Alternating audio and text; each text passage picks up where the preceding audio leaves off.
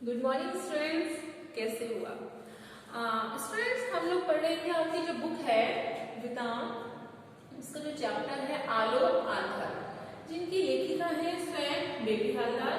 और मैं आपको जैसा बता चुकी हूँ कि जो ये चैप्टर है आपका आलो आंधरी यानी कि अंधेरे में उजाला जिसका अर्थ होता है, ये जो बेबी हालदार है उनकी ही खुद के जीवन पे लिखा हुआ पार्ट है। तो बच्चों मैं आपको पढ़ा चुकी थी कि यहाँ तक कि जो बेबी हैं उनको जो उनके मालिक हैं जिनको वो बाती कह के बुलाती हैं, उनके जो मालिक उनको बहुत प्रेम करते हैं, अपनी बेटी की तरह मानते हैं, जहाँ वो काम करती हैं, है ना, एक बाई के रूप में, लेकिन वो उसको बाई ना मान के अपनी बेटी मानते हैं। तो उन्होंने उसको कुछ किताबें पढ़ने के लिए दी थी और साथ में कहा था कि तुम थोड़ा थोड़ा लिखना शुरू करो और अपने जीवन के बारे में।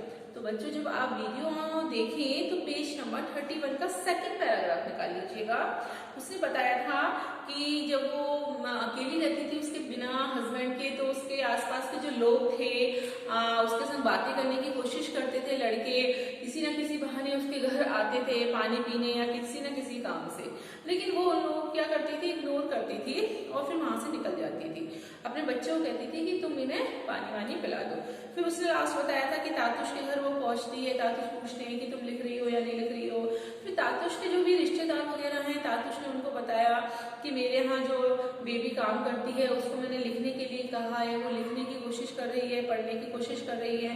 तो उसके रिश्तेदार उनको फोन कर करके तातुश को पूछते हैं कि बेबी ने क्या कुछ लिखा, बेबी ने कुछ लिखा वास्तव में और क्या लिख रही है, वो हमें भी थोड़ी सी सूचना दो, है ना। तो सब लोग तातुश को फोन करके चिट्ठियां लिख के उसके बारे में पूछा करते थे।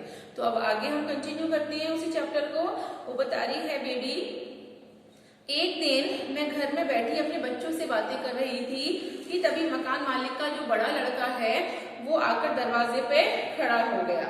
मैंने उससे बैठने को कहा, बस वह बैठा तो उठने का नाम ही ना ले।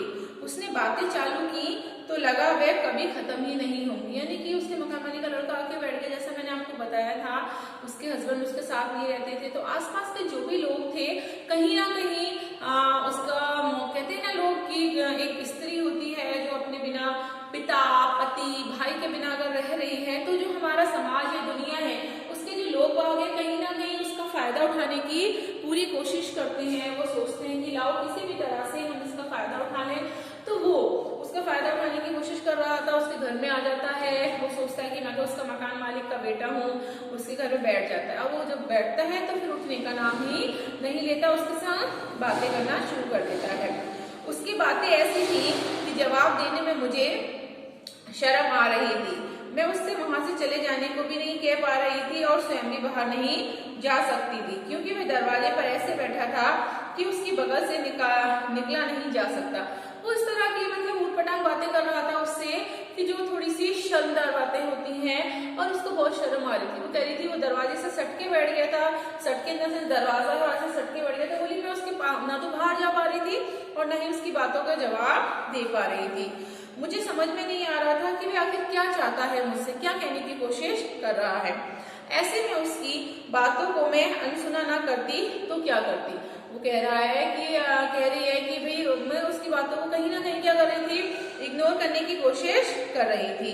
मैंने सोचा अब मेरा भला इसी में है कि मैं इस घर को भी जल्दी से जल्दी छोड़ दूं। उसने कहा कि मेरा उचित इसी में ही होगा कि मैं कहीं और दूसरा मकान अपने लिए खोजूं, क्योंकि यहाँ का जो माहौल है, यहाँ के जो आसपास के लोग हैं वो इस लायक नहीं कि यहाँ मैं उनके साथ रह सकूं। उसकी बातों से ये साफ हो गया कि मैं यदि उसके कहने पर चलूंगी तब तो वो उस घर में रह सकूंगी, नहीं तो नहीं।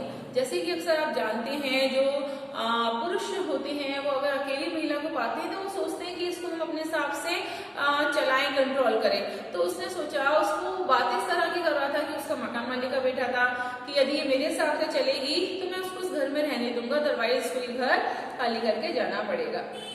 मैंने सोचा ये है क्या इतना सहज है, घर में कोई मर्द नहीं है तो क्या इसी से मुझे हर किसी की कोई भी बात माननी होगी। मैं कल ही कहीं और दूसरा घर ढूंढ लूंगी। वो कह रही है क्या ये हमारा समाज ऐसा है, ये लोग ऐसे हैं कि इतना आसान होता है अगर कोई औरत अकेली संसार में अपने बच्चों के साथ रह रही है तो किसी के घर में घुस जाना, उसके संग इस तरह का बर्ताव करना, इस तरह से उसको अपने लिए यूज करना, तो क्या ये सब इतना आसान है? तो कह रही है कि इससे तो अच्छा है कि जरूरी थोड़ी ना कि मैं उसकी बात मानूं, इससे बेटर ये होगा कि मैं दूसरा घर कहीं ढूंढ लेती हूँ। मैं अपने काम पर जाती रही और साथ ही साथ घर भी ढूंढती रही। एक दिन काम पर से मैं लौट रही थी तो देखा कि मेरे बच्चे रोते रोते दौड़ते चले आ रहे हैं। वो अगले दिन वो अपने काम पर गई और साथ ही साथ वो दूसरा घर की तलाश भी कर रही थी। वो देख रही थी कि कहीं दूसरा घर कहीं मुझे मिल जाए तो ज्यादा अच्छा होगा। तो एक दिन जब वो घर से काम से लौट रही थी तो उसने देखा उसके जो बच्चे हैं वो रोते रोते उसके पास भगे चले आ रहे हैं और उसने कहा मेरे पास आ। वे बोले मम्मी मम्मी जल्दी चलो, हमारा घर उन्होंने तोड़ दिया है। बच्चों की बात से मैं चौंक पड़ी कि यह क्या हो गया। मैंने कहा चलो चलकर देखती हूँ। वहां पहुंचकर देखा कि सचमुच ही घर का सारा सामान बाहर बिखरा हुआ पड़ा है। सब देखकर मैं तो सिर पकड़कर वहीं पर बैठ गई और सोचने लगी कि बच्चों को लेकर अब मैं कहाँ जाऊं, इतनी जल्दी दूसरा घर भी कहाँ मिलेगा। बच्चों को अपने पास बिठाए मैं रोने लगी। यानी उसका घर तोड़ दिया गया था बच्चों, और वो उसका जो सारा सामान था वो सड़क पर बिखरा पड़ा हुआ था। वो देख के बहुत ज्यादा आश्चर्यचकित हो गई, बहुत ज्यादा परेशान हो गई, रोने लगी और वो अपने बच्चों को लेके वहीं उसके आसपास बैठ गए। उन्होंने सिर्फ मेरा घर ही नहीं तोड़ा था, आसपास जो और घर थे उन्हें भी तोड़ डाला था। लेकिन उन घरों में कोई ना कोई मर्द, बड़ा लड़का, स्वामी जरूर था, जबकि मेरे यहाँ तो होते भी कोई नहीं था। वो बता रही है कि ऐसा नहीं हुआ था कि केवल उसका घर तोड़ा था उस बस्ती में, बाकी के जो आसपास का था, हो सकता है वो घर गैर कानूनी हो और सरकार के खिलाफ जाकर उन लोगों ने बना ली हो उस बस्ती में। तो वो सारे घर तोड़ दिए गए थे कहीं ना कहीं, और लेकिन उन बाकी के घरों में क्या थे, मर्द रहते थे। किसी के पिता थे, भाई थे, पति था, लेकिन उसके घर में कोई भी नहीं रहता था, इसलिए वो थोड़ी सी चिंतित हो गई थी। आगे वो बता रही है कि जब बच्चों से मोह होता है ना, तो उसने कहा मेरा घर तो नहीं तोड़ा था, लेकिन मेरा जो सामान था वो सारा बिखरा हुआ था, और लेकिन जबकि जो दूसरे लोग थे है ना, वो कहीं ना कहीं अपना सामान सहेज कर रख रहे थे और नया घर खोजने के लिए निकल गए थे। अब उसके बच्चे तो छोटे थे तो उनका इतनी समझ नहीं थी, तो उसका सारा सामान जो था वो बिखरा पड़ा हुआ था। लेकिन बाकी के जो घर टूटे हुए थे उन लोगों ने अपने घर के सामान को क्या करा, सहेज कर रखा और वो रहने के लिए दूसरा घर खोजने के लिए चले गए। हमें छोड़ वहां सब कुछ लोग और बचे थे। वे इसलिए रुक गए थे क्योंकि मेरे बच्चों से उन्हें बहुत ही प्यार था और घर की वैसी हालत में वे उन्हें अकेले नहीं छोड़ना चाहते थे। देखिए किसी न किसी का कोई ना कोई फ्रेंड होता है ना, उसको फेवर करने वाला होता है। तो जो कुछ लोग थे वो उसको इसलिए छोड़कर नहीं जा रहे थे क्योंकि उनको ये पता था कि इसकी माँ अभी तक काम से नहीं आई है इन बच्चों की, और इन बच्चों को उन्होंने अकेला नहीं छोड़ा था, उनका ध्यान रखने के लिए। एक हमारा जो कर्तव्य भी होता है, एक दूसरे के प्रति प्रेम भी होता है, आस पड़ोस का मित्रता। तो कहीं ना कहीं उन्होंने उस बच्चे को अकेले नहीं छोड़ा, उसके पड़ोस वालों ने जो उसके पसंदीदा लोग थे। और मैं रो रही थी, वो कह रही है कि मैं रो रही थी और मुझे रोते देख मेरे बच्चे भी रोने लगे। जब आपने देखा होगा कि जब बच्चे छोटे होते हैं और वो देखते हैं कि हमारी माँ रो रही है, तो उनको समझ में नहीं आता कि बात क्या हुई, वो भी बस अपनी मम्मी को देखकर साथ साथ में रोने लग जाते हैं कि पता नहीं क्या हो गया, हमारी मम्मी क्यों रो रही है। ऐसे समय में मेरी मदद को सामने आने वाला मेरा अपना कोई नहीं था। जब वो बहुत ज्यादा दुखी थी, परेशान थी, इस मुसीबत की घड़ी में थी कि उसका घर टूट गया था, उसका सारा सामान सड़क पे पड़ा हुआ था, वो कह रही मेरी मदद के लिए कोई भी नहीं था कि मेरी मदद आगे होकर कोई भी करता, कोई भी नहीं था उसका कोई भी अपना। आगे वो कह रही है पास ही मेरे दो भाई भी रहते थे। उन्हें मालूम था कि मैं कहाँ रहती हूँ, है ना, उन्हें ये भी मालूम था कि वहां से सभी घर तोड़ दिए गए हैं, फिर भी वो मेरी खोज खबर लेने नहीं आए। वो बता रही है कि मेरे 2 भाई भी थे जो थोड़ी दूरी पर रहते थे, लेकिन आप सब भी जानते हो बच्चों, जैसा कि समाज है भाई, गरीबों का कोई नहीं होता, अमीरों के सब होते हैं। जिसके पास पैसा है सब उसके पास दुनिया भागती है, उसी से रिश्ते निभाते हैं। तो वो बेचारी गरीब थी, तो उसके भाई, अपने सगे भाई भी उससे मिलने नहीं आते थे। और वो कह रही है उनको पता था कि मैं कहाँ रहती हूँ, मेरा घर तोड़ दिया गया, उसके बावजूद भी मेरे भाई मुझसे मिलने नहीं आए। मैंने सोचा माँ होती तो देखती कि मैं आज किस हाल में हूँ। बिल्कुल सही है, माँ बाप की बहुत ज्यादा कदर होती है, माँ बाप अपने बच्चों की चिंता करते हैं। तो उसे लगा अगर मेरी शायद वो मेरी चिंता करती, मुझे देखती, संभालती कि मैं किस हालत में यहाँ रह रही हूँ, किन किन परेशानियों का मैं सामना कर रही हूँ। पता नहीं मेरे भाग्य में अभी और कितना कष्ट है और कितना दुख भोगना लिखा होगा। वो थोड़ी सी परेशान हो गई, टेंशन में आ गई। जैसा कि अक्सर हमारे पास कोई मुसीबत आ जाती है, दिक्कत आ जाती है, तो हम लोग सोचते हैं। तो वो थोड़ी सी परेशान हुई और उसने सोचा कि काश ये जो दुख है, ये दुख मेरे ऊपर से कब जाएंगे, मैं कितना और दुख भोगूंगी, कितना और कष्ट भोगूंगी, पता नहीं कितनी कितनी परेशानियां मेरे भाग्य में लिखी हुई हैं, कितनी मुसीबतें लिखी हुई है। वो ऐसा सोच के परेशान हो रही थी। उस दिन फिर कहीं घर खोज खाजना नहीं हुआ।